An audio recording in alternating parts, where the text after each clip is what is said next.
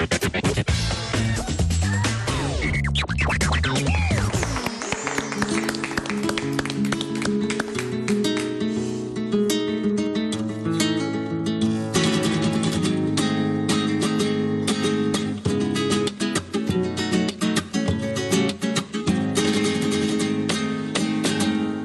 voilà pour l'intro.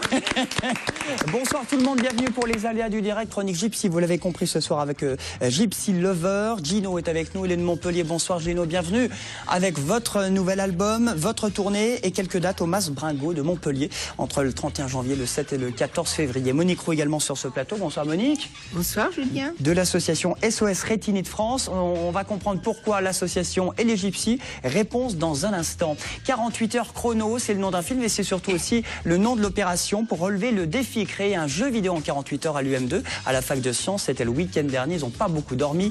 Les concurrents avec nous, le reportage, les images dans un instant, l'enseignant et l'un des élèves avec nous sur ce plateau pour nous parler de ce défi atteint. La musique, on ira demain du côté de l'Antirouille à Montpellier, rue Anatole France pour le tremplin Studio M. C'est mercredi, sa directrice est avec nous sur le plateau, c'est Isabelle Reynaud. Bonsoir Isabelle. Bonsoir Julien. Merci d'avoir accepté notre invitation. Musique dans un instant, comment ça se passe, on le dit tout. Et puis on va tout nous dire avec la chronique ciné de mon Nico. Bonsoir Nico. Bonsoir, aujourd'hui c'est la guerre des fourmis. Les fourmis noires contre les fourmis rouges. C'est un film qui sort cette semaine. Et puis on aura deux avant-premières pour vous avec du beau monde. Fabrice Eboué, Danny Boone et Cadmerade à Montpellier. Et nous aurons Mélanie Laurent. En interview, nous avons rencontré. Elle est en tournage entre Béziers et Marseillan sur l'étang de Thau. Son film s'appelle Respire. C'est son deuxième long métrage. Voilà pour les ADD. Bienvenue tout le monde. On est ensemble pendant 30 minutes. 48 heures chrono. Je le disais, un véritable marathon.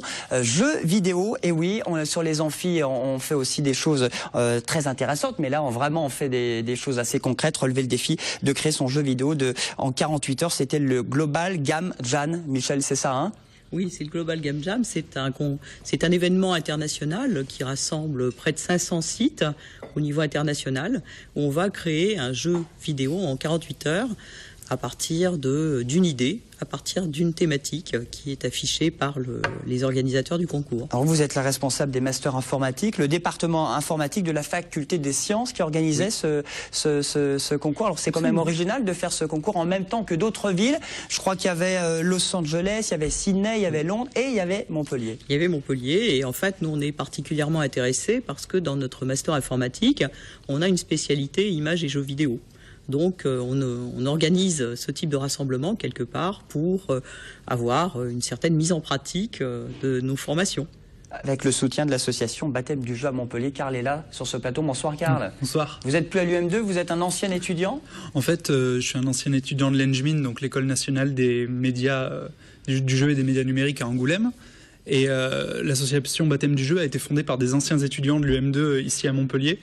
Et du coup, c'est une association qui s'occupe de promouvoir la création de jeux Alors j'ai l'impression que c'est assez nouveau ça de créer des jeux. Aujourd'hui on peut arriver avec quelques petits logiciels, même si on a peu de notions. Est-ce qu'on peut arriver aujourd'hui à faire un jeu? Est-ce que c'est plus facile d'accès qu'il y a 10 ans? Oui, tout à fait. Aujourd'hui, il y a des moteurs de jeu, même en 3D, comme Unity, qui sont très très utilisés, mais aussi des choses en 2 dimensions, comme l'œuvre 2D. Et ça permet de prototyper en 48 heures quelque chose d'assez impressionnant. Ouais. Alors la grosse différence, effectivement, c'était le timing. Là, vous aviez vraiment 48 heures, pas plus, alors que c'est un travail que vous faites peut-être tout au long de l'année avec vos élèves? C'est quelque chose qu'on fait dans le cadre de projets étudiants. Et effectivement, c'est quelque chose qui souvent s'échelonne sur un semestre. La nouveauté de ce concours, c'est qu'on a associé différentes compétences, en particulier des étudiants de Montpellier 3, qui travaillent plus sur le côté artistique, la création du game design, la création du graphisme, et qui est donc plus intéressant pour nous, puisque ça associe compétences informatiques et d'autres compétences plutôt de création. Et notamment des étudiants de Paul Valéry qui étaient là. Donc effectivement, c'était encore plus sympa. Une dizaine de jeux et puis 60 participants pour ce concours. Alors, Karl me disait qu'il y a un jeu qui vient du Global Jam, il y a quelques années, et qui maintenant cartonne sur Internet, c'est ça?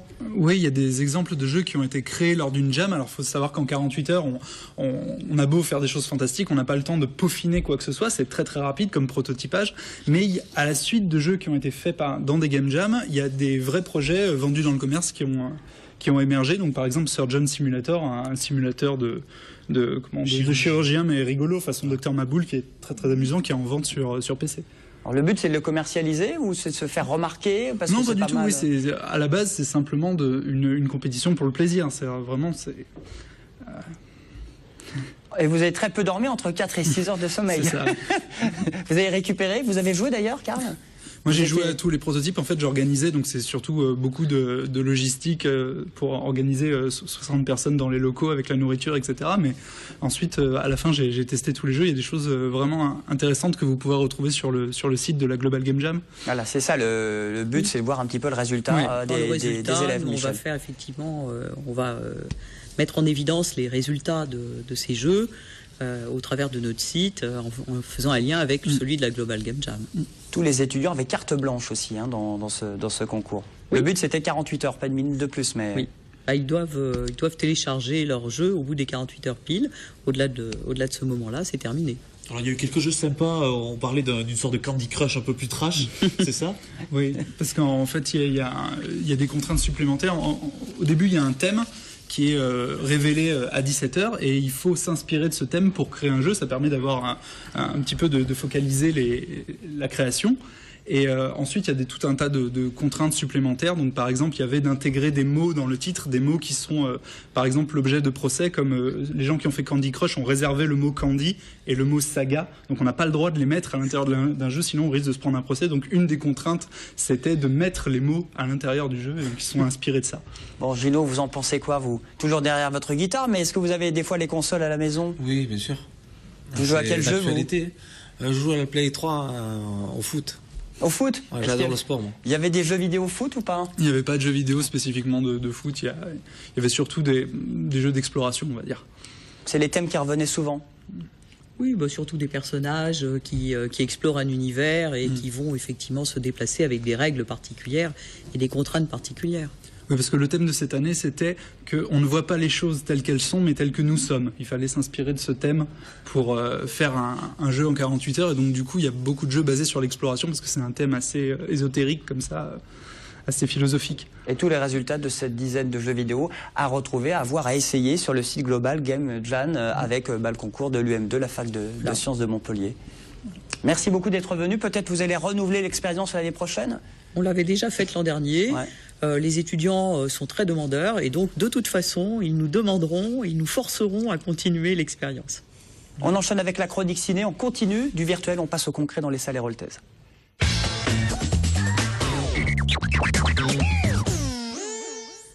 Allez, on commence avec des fourmis. Elles sont minuscules, ces fourmis. Bah oui, minuscules. Alors, c'est La Vallée des fourmis, c'est le nom du film. C'est un film d'animation français, s'il vous plaît. Alors, c'est dans une forêt paisible. Il se passe rien, quasiment rien du tout. Sauf qu'un jour, il y a une famille qui vient pique-niquer et qui laisse une grosse boîte de sucre au milieu de cette forêt où il ne se passe rien.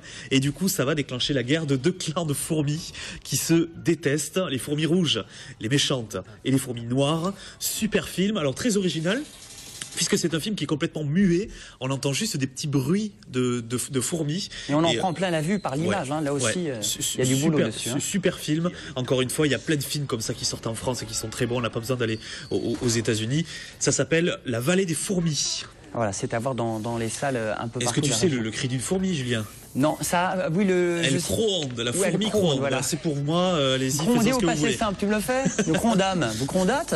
Bon, on enchaîne avec The Ryan Initiative, c'est un thriller américain. Et c'est le retour de Kenneth Branagh derrière la caméra. On lui doit notamment l'adaptation de Thor au cinéma en 2011. Alors, grosse affiche, avec Chris Pine et Kevin Costner. C'est l'histoire d'un ancien marine, Jack Ryan, qui est devenu un analyste financier brillant. Il est recruté par la CIA pour enquêter sur une organisation financière terroriste. Il se retrouve à Moscou et un petit peu dans la merde aussi. C'est un super film pour ceux qui aiment l'espionnage avec des gros bras. C'est l'adaptation du dernier roman de Tom Clancy qui aux États-Unis est un véritable raz-de-marée. D'ailleurs leur leitmotiv c'est marqué ne faites confiance à personne. C'est ce qui est marqué. On va faire ça aussi à TV Sud. Parce bon, que on enchaîne avec une histoire de crocodile, le crocodile de Botswana, et il y a une avant-première demain mercredi. Bah oui, c'est le nouveau film du duo Thomas Njijol et Fabrice Eboué qui ont cartonné dans Case Départ. Ils reviennent dans le crocodile du Botswana. C'est l'histoire de Leslie Konda, un jeune footballeur footballeur français de talent. Il vient de signer son premier contrat avec un grand club espagnol. Et pour fêter ça, il est invité par le président de la République du Botswana, un tout petit état très pauvre en Afrique. Il se retrouve dans le pays de ses ancêtres, sauf que ça va devenir très très chaud pour lui. Ça va être un enfer. On va regarder un petit extrait si vous voulez bien. Vive le président Bobo, notre chef, notre guide. Vive le mariage homosexuel. Mais je suis contre l'adoption, hein. Le capitaine Bobo et sa femme Jacqueline vous remercient de votre présence. Merci mes enfants. Depuis l'Algérie, je me suis rarement senti aussi bien dans un pays d'Afrique. J'aurais pu la garder. Où sont les clés du jet? Tu prends encore le jet? Je dois être la Kate Middleton post-congolaise. Tu t'es regardé avec tes grosses fesses là comme l'hippopotame Kate Middleton, hein? Non. J'ai fait un rêve. Félicitations. Leslie Konda doit jouer pour les crocodiles du Botswana. C'est une blague. 1 million cash. Je joue en équipe de France. Ah ouais? Tu parles. On la connaît, la logique de l'équipe de France. Quand vous gagnez, c'est la France Black Blamber qui triomphe. Puis dès que vous perdez, c'est ça suffit, il y a trop d'étrangers dans l'équipe. Monsieur le Président, si vous voulez que Leslie joue pour le Botswana, il faut absolument l'emmener au village de sa mère. Ah bon? Il veut y balancer ses cendres. Oh la pute! Je parle du vent, hein, pas de ta mère. Je vais vous présenter mes enfants. Jean-Marie, Marine, Mario, toute la famille est là quoi. Marine est ma préférée. Vous leur donnez quoi à bouffer, c'est du bœuf? Non, c'est de l'opposant politique. La France nous a longtemps volé nos richesses, vous allez aussi nous voler nos footballeurs. Voilà, tous les sujets sont évoqués dans ce film. Il n'y a pas de tabou, disait Fabrice Eboué, et il le dira sûrement demain à Montpellier. Ouais, demain, CGR de Latte à 20h avec les deux acteurs, à ne pas rater. Voilà, notamment Fabrice Eboué. On enchaîne avec du beau monde. Ce sera le 7 février, mais on peut déjà le dire, Danny Boone à Montpellier. Prenez note parce qu'il va y avoir beaucoup de monde avec Danny Boone et Cadmerade. Ils seront à Montpellier. Ça s'appelle Superchondriac. J'espère qu'il y aura autant, j'espère pour eux en tout cas qu'il y aura autant de succès que les ch'tis. C'est le 7 février à 20h et 21h15 au Gaumont Multiplex de Montpellier. Juste l'histoire, c'est l'histoire de Romain. Il a 40 ans, il n'a pas d'enfant, il n'a pas de vie. Il se passe rien dans sa vie. Comme nous, quand on n'a pas de vie. Voilà un petit peu ça. C'est pour ça que je suis là. Par contre, il est complètement, je sais pas si c'est ton cas, hypochondriaque tellement que son docteur n'en peut plus de le voir. Du coup, son docteur va l'aider à trouver une femme. Ce sera peut-être le remède qui va l'aider dans ce problème. Voilà, Danny Boone, n'hésitez pas à vous nous faire une idée. Ce sera le 7 février. Du beau monde, décidément, bientôt. Mais hier, au Diago, c'était Nicole Garcia. Exactement, Nicole Garcia, Jean Rochefort et Louise Bourgoin étaient à Montpellier pour présenter un beau dimanche au Diagonal. Ça a été tourné à Montpellier. C'était l'année dernière, il y a 2 ans même. Ça a été tourné à Palavas notamment. C'est l'histoire de Baptiste, qui est professeur, et un jour il se retrouve avec un petit, Mathias, que son père a oublié. Du coup, il l'amène en vacances avec lui. Il va essayer de retrouver sa mère. Et évidemment, sa mère est très jolie. Et ça donne un beau dimanche. Petit reportage. Allez, on regarde un beau dimanche avec l'interview de Nicole Garcia au cinéma Le Diago à Montpellier. C'était hier.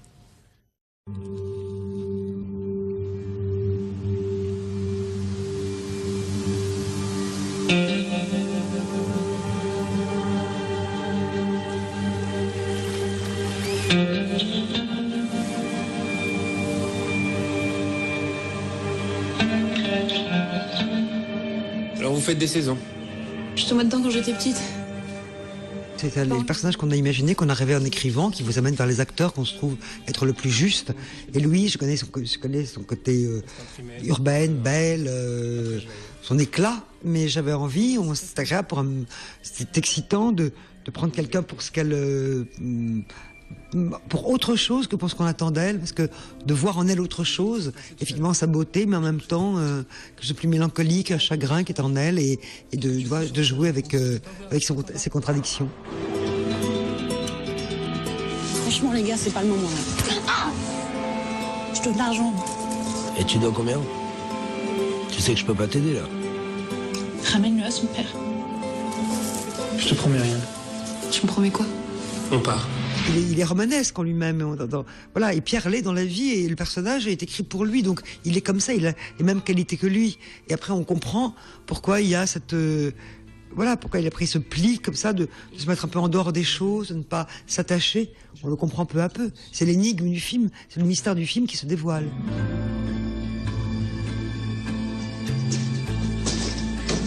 J'aime bien tourner près de la Méditerranée. Et puis... je connais bien l'Hérault, je suis venu souvent, je connaissais cette côte, quand on parle là-bas c'est Maglogne, je connaissais le Carré-Mer, Et donc voilà, quand j'ai décidé de tourner ce décor central qui est la plage, ce restaurant sur une plage privée, je me suis dit, c'est là qu'on va tourner. Et donc à partir de là, en simple terme de logistique, on a rayonné autour pour faire à la fois les étangs, Montpellier autour. Voilà. On a fait notre camp de base à Montpellier, plus largement dans l'Hérault. Voilà, un beau dimanche avec Nicole Garcia de passage au Diego à Montpellier. Le film sort effectivement demain mercredi. La semaine prochaine, le 5 février. Le 5 février, je précise. Respirer sortira dans quelques mois. Pourquoi? Parce qu'on est en plein tournage. C'est le prochain film de Mélanie Laurent. L'actrice et réalisatrice signe son deuxième long métrage entre Marseille et Béziers sur les bords de l'étang de Thau. Reportage de Vincent Pereira. Regardez. Donc à action, il saute. On l'aura pas dans celui-là. Il y revient. Mélanie Laurent est en tournage dans la région depuis maintenant 7 semaines. Cette fois en tant que réalisatrice pour son deuxième film intitulé Respire. L'action se déroule sur les rives du bassin de Thau, vers Marseillan, mais surtout à Béziers. C'est d'ailleurs dans le gymnase du lycée Jean Moulin que nous l'avons rencontré. Techniciens et figurants de la région sont nombreux à participer à ce tournage. Des figurants beaucoup, de quoi composer une classe et plus que ça dans le lycée. Des techniciens, il y en a beaucoup, aussi, bien sûr. Des acteurs un peu moins. Mélanie, elle avait déjà son idée de casting avant de savoir exactement où elle allait tourner. Donc la plupart des rôles, il n'y en a pas beaucoup, étaient castés à Paris, la plupart, ouais. Mais non, il y a beaucoup de gens du coin avec nous, ouais. Mélanie Laurent tenait beaucoup à ce scénario adapté du roman Respire. Il y a quelque chose qui m'avait touchée à l'époque parce que ça faisait écho à certaines choses que je vivais déjà au lycée. Moteur demandé. C'est un souvenir d'adolescence. Je l'ai lu, j'avais 17 ans. Et à l'époque, déjà, je voulais faire l'adaptation du livre. Et j'avais réussi à joindre l'auteur, Anne-Sophie Brasse. Et à l'époque, déjà, elle m'avait dit qu'elle était d'accord pour me donner les droits. Le film raconte les relations passionnées et complexes sur l'amitié de deux adolescentes, Charlie, 17 ans, et Sarah, nouvelle élève du lycée. Impressionnante et fascinante. S'ensuit un coup de foudre et un désenchantement. C'est un film où c'est difficile de mettre régulièrement de la légèreté et des rires. En revanche, il est construit effectivement comme une grande première partie d'une espèce de bouffée d'air pur. Et un film où on perd de plus en plus sa respiration, pour faire écho au titre. Respire devrait sortir sur les écrans de cinéma à la rentrée scolaire 2014. Coupé. Voilà donc pour cette chronique ciné. On a parlé de beaucoup de choses et on va continuer pour continuer les ADD à parler musique avec un tremplin. Ce sera demain. Bel événement. C'est à Montpellier, à 2 pas de la Comédie, rue Anatole France. Ça s'appelle le Tremplin Studio M. Demain mercredi à l'Antirouille, c'est à 20h. Isabelle Reynaud est avec nous. Bonsoir Isabelle. Bonsoir. Donc l'organisatrice, directrice de... Alors c'est une école Studio M, c'est ça? Studio M est une école spécialisée dans les formations en images, en art, en audiovisuel et puis des formations en journalisme aussi sur une école qui s'appelle HEJ. Les jeux vidéo aussi ou pas finalement? Jeux vidéo aussi, oui. On a une section jeux vidéo qui allie à la fois la 3D et tout ce qui est artistique pour les game designers. Il faut une maîtrise graphique, donc on a cette compétence effectivement au sein de l'école. Donc là, le tremplin, l'idée c'était de donner un peu une scène à plein de groupes locaux. Il y a beaucoup de jeunes qui font de la musique et qui cherchent à pouvoir présenter toute leur création. Donc on a décidé, parce que c'est en cohérence aussi avec les formations qu'on propose, qui sont sur l'audiovisuel, sur l'image, le son. On a des sections qui sont vraiment spécialisées dans l'événementiel et ça permettait de fédérer un peu l'ensemble des étudiants de l'école parce que chacun à leur niveau vont participer à ce tremplin. Donc l'originalité du tremplin aussi, c'est de bien noter que ce sont les étudiants de Studio M qui sont en prise directe avec l'événement, les étudiants de HEJ, donc de l'école de journalisme aussi, qui vont faire toutes les interviews et le suivi de chacun des groupes. Donc cette scène va accueillir pendant toute la soirée, puis de 20h à 23h30. Et des brouettes à la buvette. Et des brouettes à la buvette, c'est 6 groupes en tout. 6 groupes qui ont été sélectionnés par Internet, qui nous ont envoyé leurs morceaux, qui ont été sélectionnés par un jury de professionnels, qui vont être présents sur scène. et qui vont jouer 20 minutes chacun, ce qui permet de se faire une bonne idée de leur proposition musicale. Ils vont être jugés, entre guillemets, par un jury de professionnels, mais également il y aura le prix du public, donc à l'applaudimètre. Voilà. Il va falloir applaudir à fond. L'applaudimètre qui est un mode de sélection habituel des tremplins, donc 2 jurys. Alors ces 6 groupes régionaux, montpelliérains, c'est quoi le style de musique? On va dire que c'est du pop rock avec beaucoup d'influences très très différentes, puisqu'on a des jeunes qui vont puiser dans des vieux morceaux avec des inspirations qui peuvent venir des Pink Floyd, de Genesis, mais aussi bien évidemment des groupes très contemporains. Ce sont des créations, il n'y a pas de reprise, ce sont des musiques qu'ils ont composées, qu'ils nous proposent demain soir. Et voilà, donc on peut peut-être les citer, les 6 groupes. Les 6 groupes, je serais peut-être pas capable de vous les faire de tête comme ça, mais c'est que des groupes montpelliérains, de l'Hérault, on va dire. Voilà, je crois qu'il y a 3 montpelliérains et les 3 autres viennent de amateurs, semi-pro, et ça permet de les mettre en valeur. Oui, on va les mettre en valeur, mais là on a fait en sorte quand même que ce soit un vrai tremplin de jeunes talents. Donc on a donné vraiment la chance à des gens qui n'ont pas de producteurs, qui sont pas déjà dans le système. L'idée aussi était pour nous que ce soit cohérent par rapport à nos étudiants, qui sont aussi des jeunes en devenir avec vous. Et voilà, il y avait pour nous un intérêt de promouvoir, d'aider des jeunes qui n'étaient pas déjà avec un pied à l'étrier. Vous leur produisez un CD, je crois, pour le grand gagnant. Alors voilà, le grand gagnant aura droit à un pack total où on retrouvera à l'intérieur le pressage du CD, l'enregistrement studio, la captation du concert avec le montage, puisque là, toutes nos sections audiovisuelles vont faire un montage, l'infographie, c'est-à-dire la jaquette de leur titre, plus toute leur identité visuelle, voilà. Donc ils vont avoir énormément d'éléments qui va leur permettre après de pouvoir démarcher, de présenter leur travail. Et c'est demain, le tremplin Studio M à l'Antirouille, à Montpellier, rue Anatole France. C'est 2 € l'entrée, ça va? Alors, ouais, c'est 2 € l'entrée. Ouais, 2 € l'entrée pour les gens qui viendront nous écouter les groupes, et gratuit, bien sûr, pour nos étudiants Studio M et HEJ. Bon, pop rock, il n'y a pas de musique gypsy demain soir? Non, pas de musique gypsy. Non. On n'a pas eu de groupe ça, c'est pour ma transition. C'est ça. C'est l'affaire de Gino Bissière, de Gypsy Lover de Montpellier. Vous êtes une dizaine, vous, dans votre groupe? En fait, en comptant l'orchestre, oui, un concert où on se produit avec une dizaine de musiciens. Et là, vous serez une dizaine au Mas Bringois à Montpellier, le 31 janvier? Une petite section, c'est plus petit. Donc, petite section. 31 janvier, 7-14 février, je donne déjà les dates. Stand By Me. Single, qui est sorti? Oui, qui est sorti et que derrière l'album devrait sortir, qui s'appellerait Camarga. Et puis Monique Roux qui est là, Monique Roux, présidente de SOS Rétinite France. Comment ça s'est fait? Comment vous êtes rencontrés tous les deux, Monique? Votre amour pour la musique gypsy? Oui, moi j'aime beaucoup cette musique entraînante, et puis j'ai eu le plaisir de rencontrer Gino il y a bientôt une dizaine d'années. Oui. Donc non seulement c'est vraiment très dynamique, c'est entraînant, mais c'est un garçon qui a énormément de cœur, et donc à différentes reprises, il est venu nous aider, donner des concerts à Montpellier, dans les environs, dans les Pyrénées-Orientales, à Aubais, etc. J'ai démarré un train pour la vue l'année dernière venant de Paris, et ils étaient présents à la gare lors de la remise de la caméra rétinienne que j'ai offerte au centre de Montpellier. Très gentiment, ils sont venus aussi. Donc c'est vrai que et par ailleurs, Gino a eu la très bonne idée nous avons fait ensemble, pardon, c'est plutôt lui, mais... Vous chantez pas, vous, Monique? Il m'a inclus. Oh, je chante, mais... Sur le titre, Il fait soleil? Il fait soleil, voilà. C'est tout à fait symbolique pour nous qui perdons la vue. Tout à l'heure, vous disiez, Julia, on en a plein la vue au niveau du cinéma, et on aurait vraiment envie d'en avoir plein la vue. C'est bien pour cela qu'on travaille. Et Gino a fait cette belle chanson. On aimerait évidemment que ce soit un succès, qui puisse passer, c'est assez court, que les gens puissent fredonner à l'échelon national, au moins.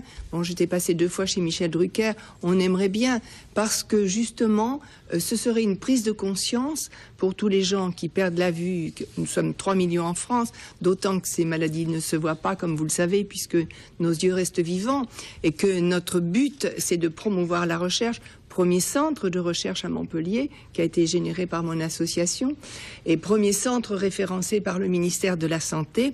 Donc j'invite les étudiants, moi je leur donne toutes les autorisations, ils peuvent intégrer, revoir, guérir, réparer les yeux, etc. Allez-y, vous pouvez mettre ça dans vos jeux vidéo.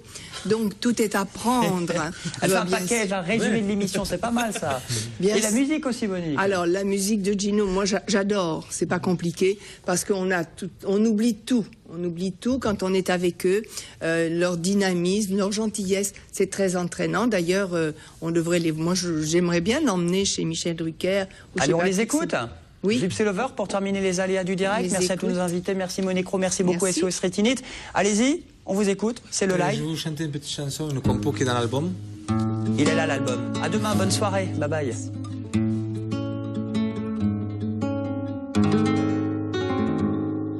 Je cherche à qui parler.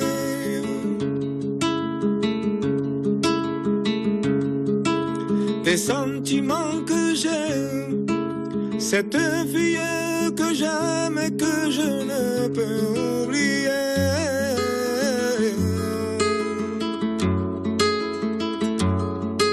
C'était un soir d'été.